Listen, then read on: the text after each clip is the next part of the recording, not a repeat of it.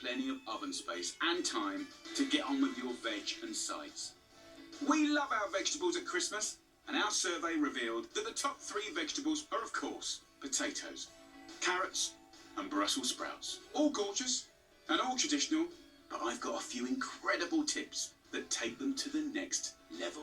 Starting with the most unbelievable, crunchiest, fluffiest roast potatoes. I think if you get the best roast potatoes on the table, then it's going to be a fair chance of being one of the best Christmas dinners ever. So, parboiled potatoes over here. I've got Maris Pipers, right? And they've had about 10 to 12 minutes parboiling. Drain them and put them in a colander to steam. This kind of steaming part is deeply important, okay? Because it's dehydrating. It's creating a lovely, dry, fluffy surface. And then we want to chuff up. Get your little colander and just toss it around like that.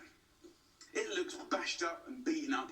That's going to be the crispiest, beautifulest potato with a fluffy inside. Now, you can use any fat you like, goose fat, you know, turkey fat from the roast. I've got butter, olive oil. It's a nice, sweet, delicious fat. We're going to go in there just like that. A little season of sea salt, some black pepper. Very, very simple flavourings. Go for some cloves of garlic and give them a good spank. Gorgeous. Cracked garlic, beautiful. So just kind of toss the potatoes in the fat, almost like dressing a salad. Then we're going to roast them off for about 40 minutes at 180. Then they're going to look like this. But this is still not perfect. I've got a little trick. Get a masher or something flat and just squash these potatoes. And it kind of busts the side. It lets that fluffy part billow out. And it gives you a crispier crunch to your potato. It makes an amazing difference.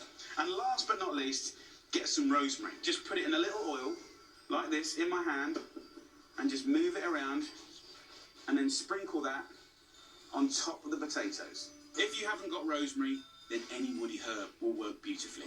Then put it back in the oven at 180 degrees for a further 20 minutes to crispen up. And they're going to look like this, which is a beautiful, sizzling, gorgeous roast potato. And the whole point of this, of course, is that we create that wonderful crispy outside and that fluffy, gorgeous, delicate inside. And the contrast of that with the garlic, the oil, the crunchy rosemary is literally phenomenal.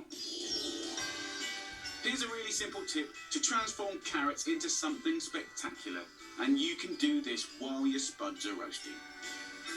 So I want to show you a way of making ordinary nice carrots delicious and outrageous. Really, really simple. I've got whole carrots. Of course you can slice them up. I like to leave them whole. I'm just going to cover them just with water. I'm going to add a pinch of salt and pepper. And then I'm going to put in 2 or 3 juiced clementines into here.